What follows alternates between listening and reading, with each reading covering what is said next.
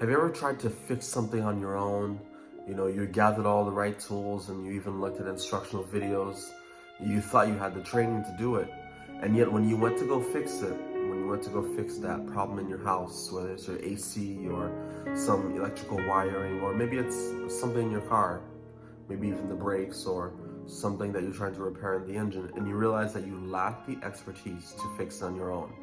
And so you begin to look for someone who works in that field, maybe in what you would consider an expert. But you don't just look for anybody, because you don't want to trust your AC or your car in anyone's hands. But you look for someone who is the expert of all experts.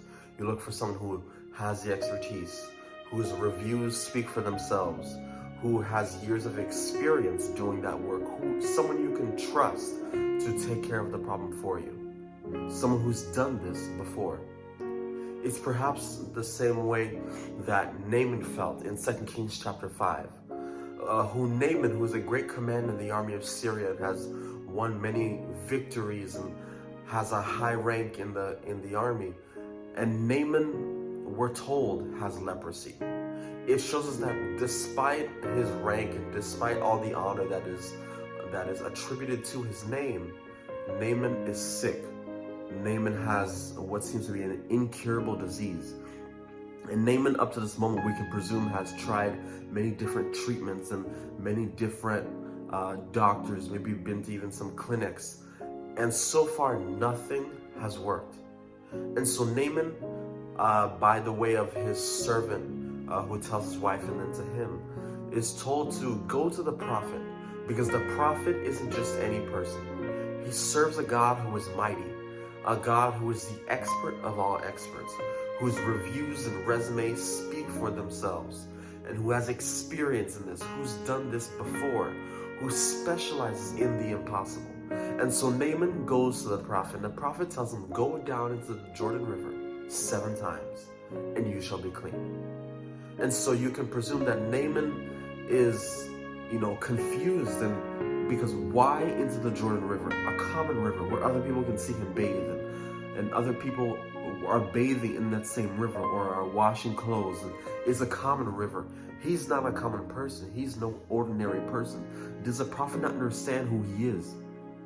But I realize that even through this, God is trying to show Naaman that despite all that you believe you are, despite all the opinions you have of yourself and everyone who's blown up your head and who's told you how much honor and respect they have for you, despite all these things, you're left now at the point of surrender, where you have to surrender to someone who knows more than you, someone you trust to be the expert of all experts, someone whose resume and reviews speak for themselves, someone who's done this before.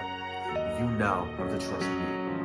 And so Naaman goes down into the river and dips down 7 times. And as he comes up after a 7th dip, he realizes that his skin is restored, his body is renewed, he is repaired, he is revitalized. He doesn't look the same anymore. He's no longer a leper, but he is now Naaman. He is a believer now in God because he's seen God do for him with his own eyes. And so I realize that it's the same thing for us today. The same way that Naaman had to expose himself and surrender to the God who is the expert of all experts. The same way that when he did so, he was able to receive his healing. God is calling us to do the same. When we expose ourselves and surrender our situations and our problems, our emotions, our feelings, our broken heart, our broken relationships, our fractured marriages or fractured families, when we submit and surrender all of these things to God, God is more than willing to restore them and to dip them into the Jordan River and to bring them back to life.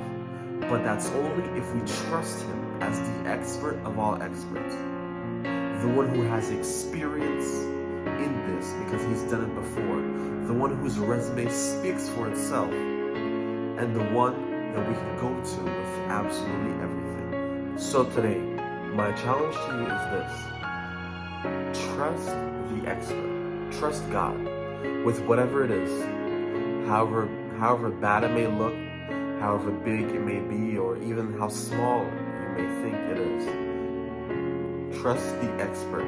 The same way you would seek someone who has experience in this kind of situation or this kind of problem to fix what you have at home or in your car, you can trust God to fix whatever it is that you're going through, and that He will give you the answer and solution, the healing that you need. Trust the expert.